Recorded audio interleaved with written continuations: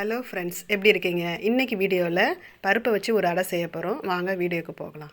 இதுக்கு பச்சை அரிசி ஒரு அரை டம்ளரு, இட்லி அரிசி ஒரு அரை டம்ளர் எடுத்துருக்கேங்க. நீங்கள் டம்ளரில் எடுத்தாலும் எடுத்துக்கலாம், இல்லை கப்பில் எடுத்துக்கலாம். அளவு ஒரு டம்ளருக்கு பச்சை அரிசியும் இட்லி அரிசியும் ஒரு டம்ளர். அதுதான் அளவு இந்த பருப்பு அடைக்கு. நல்லா கழுவிட்டு ஒரு 2-3 தடவை கழுவிட்டு தண்ணி போட்டு நல்லா ஊற வச்சுருங்க அரிசியை. பருப்பு பார்த்தோம்னா பருப்பு, உளுந்து, கடலைப்பருப்பு. இந்த 2 பருப்போடு இந்த கடலைப்பருப்பு குவான்டிட்டி நமக்கு கொஞ்சம் அதிகமாகவே எடுத்துக்கணும். அப்போ தான் இந்த அடை நல்லா டேஸ்ட்டாக இருக்கும். இதை 3த்தையும் அதே மாதிரி அந்த ஒரு டம்ளரில், எந்த டம்ளரில் நம்ம அரிசி எடுத்தோமோ அதே டம்ளரில் நம்ம இந்த பருப்பும் சேர்த்து நல்லா 2-3 முறை நல்லா வாஷ் பண்ணிவிடுங்க. வாஷ் பண்ணிவிட்டு நல்லா ஊற வச்சுருங்க.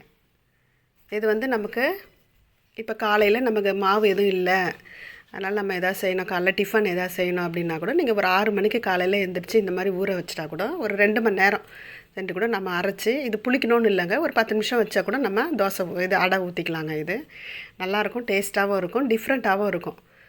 நல்லா பருப்பு நல்லா கழுவிட்டு நல்லா ஊற வச்சுருங்க. கடலைப்பருப்பு அதிகமாக இருந்ததுன்னா நல்லா டேஸ்ட்டாக இருக்கும் இந்த அடைக்கு.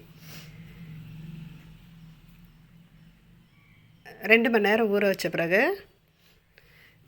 நல்லா ஒரு தடவை கழுவிட்டு மிக்சியில் போட்டு அரைச்சிங்க. இது மிளகு, சோம்பு, இஞ்சி, பூண்டு, இது இந்த பருப்புலாம் ஊற வச்சு இல்லையா, அந்த 3 பருப்பு அது கூட சேர்த்து நல்லா அரைச்சி எடுத்து வச்சுங்க. தோசைக்கல் வச்சுங்க. இது இட்லி மாவு பதத்துக்கும் இல்லாமல் தோசை மாவு பதத்துக்கும் இல்லாமல் அடை மாதிரி திட்டமாக நல்லா கொஞ்சம் குறைன்னு அரைச்சி நல்லா அழகாக ரவுண்டாக ஊற்றிடுங்க. ஊற்றிட்டு மேலே ஆனியன், அந்த 2 வெங்காயம் வச்சேன் இல்லைங்களா, அந்த 2 வெங்காயத்தை நல்லா பொடியாக கட் பண்ணி, நம்ம கருவேப்பிலை கொத்தமல்லி இருந்தாலும் போடலாம், இல்லை முருங்கைக்கீரை இருந்தால் கூட நம்ம கொஞ்சம் லைட்டாக வதக்கிட்டு அது மேலே நம்ம போட்டு டெக்கரேஷன் பண்ணிடலாம். நல்லாயிருக்கும், இது டேஸ்ட்டாகவும் இருக்குங்க இந்த அடை.